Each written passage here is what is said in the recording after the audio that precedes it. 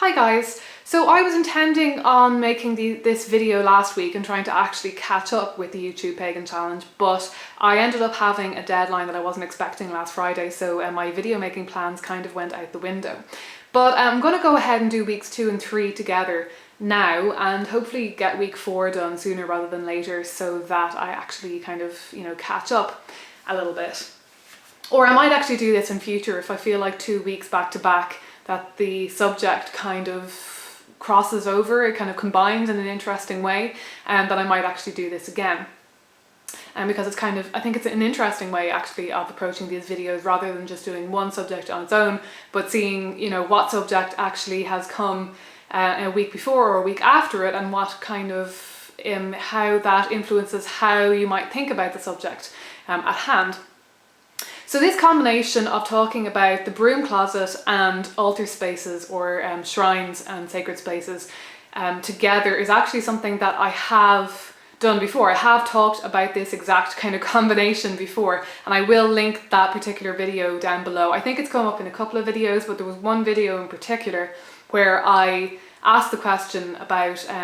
those of you who have a sacred space or an altar in a prominent place in your kind of living space in your home, how you approach that, how you feel about that, whether you put things away, whether you hide them when certain people are coming over, and how comfortable you are with it, and so on. Or whether indeed you choose to have your altar in a more private space in your home to avoid that kind of issue of whether or not you're really comfortable with people not only seeing your altar, but actually knowing that you have an altar in the first place. So when I had my altar set up in my last home, in my last apartment, which you have seen on video in several occasions, and the video down below I made in that space, I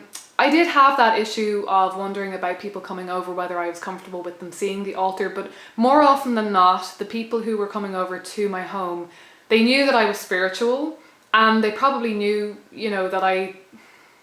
it wouldn't have surprised them to see that I had an altar space, most of those people. It was more a question of whether or not I wanted them to actually be able to see what was on the altar, whether I wanted that to be something, whether I felt that our relationship really, whether I felt that it was appropriate in our relationship for them to actually see something so intimate and so kind of important to me. But I'm in a position now where there's more of a mixture in terms of who might or might not be coming over to my home,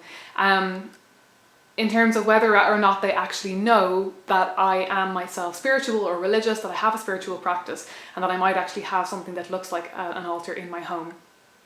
This is kind of, this might sound strange to you because I am now studying, I'm doing a master's in religious studies, and the people I'm talking about are primarily other people who are doing masters or PhDs in religious studies,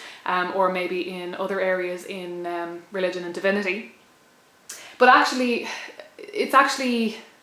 more difficult to come out of the closet, so to speak, with people like this than it is, I think, with regular friends, with people who are not in any way connected with religious studies academia, in the course of getting to know them. And particularly now that I'm doing this master's, like if I meet somebody outside of the School of Divinity and, I tell them that I'm doing a master's in religious studies, one of the first questions they will ask me is, are you religious? And I know that for a lot of people in the religious studies masters and doing PhDs in religious studies find this to be an irritating question, but I really don't. I actually find it to be really a really obvious question and an interesting question, and it's an interesting thing for me to navigate with that person to see how much I kind of want to tell them, and also just to explore ideas of what that actually means, what they mean by that question, and so on. So it's becoming something that I'm more comfortable about. So yeah, just to touch a little bit more on this question of the broom closet, being in or out of that broom closet. This is something that I've talked about before, and in relation to Thorn's ideas on the broom closet. And she has made a video on this subject, so I might link kind of all of those videos down below for you to go and have a look at as well, because her basic thesis is that people aren't really ever fully out or fully in the broom closet most of the time. That for most of us, really,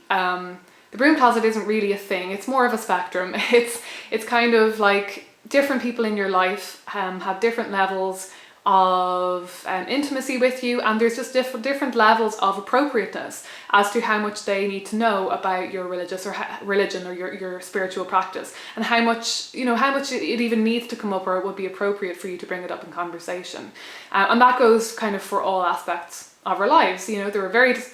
different parts of our lives that different people in our lives don't know anything about, or do know something about, and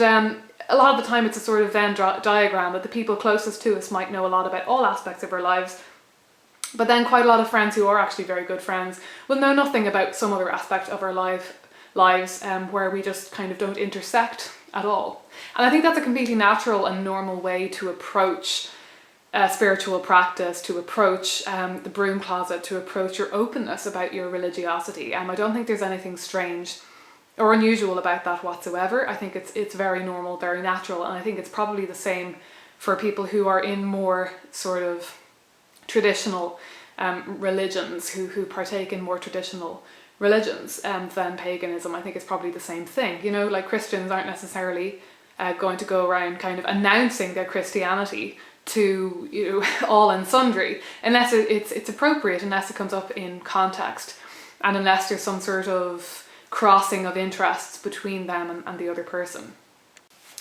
I've just zoomed out a little bit more because I am going to talk about my altar in its entirety now in a couple of minutes. What I'm finding with my current situation is that because within religious studies there is an understanding that we are all interested in religion in one way, shape or another, and that we have some sort of investment in the concept. I think first of all, there's no need for any explanation. There isn't any need seen for an explanation for that interest, because we all find it fascinating and we have no problem understanding why another person might find this subject fascinating. There probably is some level also of assumption that there is some personal investment going on, but at the same time it's just not something that really feels like it needs to come up. And I think also because we are also invested in this topic, because we are all so caught up with the concept of religion,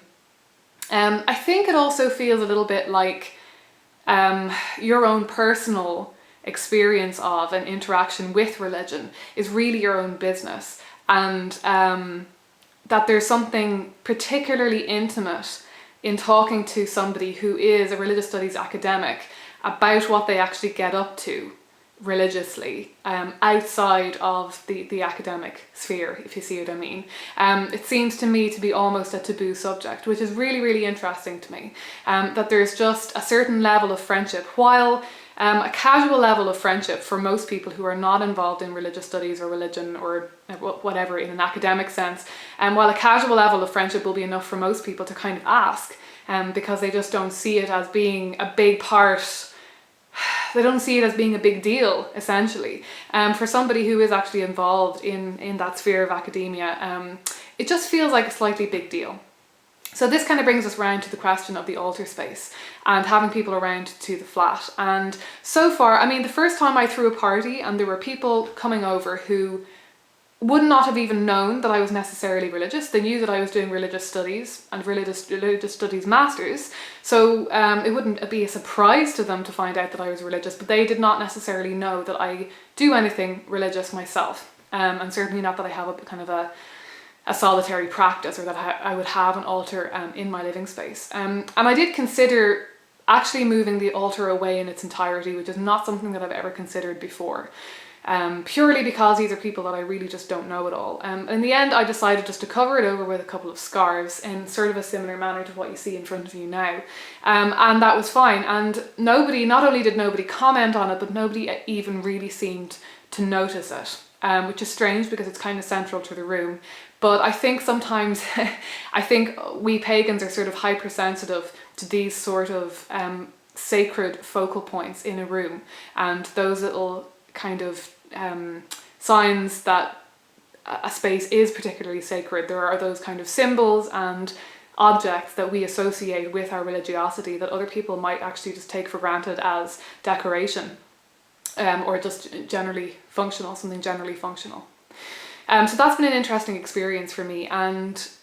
I think from now on when people come over it's going to be much the same. Now, as you can see, my altar has changed. I have very recently created a pretty full-on shrine to the Morrigan on the top of my altar, and the space below is now what I consider, you know, something a little less kind of sacred, and it's certainly not a shrine of any kind. The space below now is really just a working space for me. I have my the tarot cards that I'm mostly working with out, which is Mary L Tarot at the moment, and it's just a kind of a working space for me, really. But the top of the altar now is the main kind of locus of worship, and I'm currently no longer comfortable with showing this possibly to anybody. I don't think I'm going to be showing it online in its entirety. I don't mind kind of showing bits and pieces of it, I don't think, but its entirety. There's something about the, it is in some ways kind of like a work of art, but it's a work of art that is intensely personal, intensely private, and to me its sacredness and its power lies in the fact that it is something not for everybody's eyes, that it is evocative of a very individual, very personal relationship between me and the Morrigan and between me and cosmos. So while it is kind of technically a shrine to the Morrigan, I do see the Morrigan as sort of just my kind of favourite means of interacting with cosmos, if you see what I mean. My favourite means of tapping into the energy of Goddess. And so it kind of serves a general function, even though aesthetically and symbolically it's very much connected to the Morrigan. But I'm also I also see it as tying in very much with Odin and with Cailleach as well, because those are other figures that I kind of work with a lot as well. So the covering up of part of the shrine for me is more than enough, but a question will arise now in future, going back to this question of being in or out of the broom closet, as to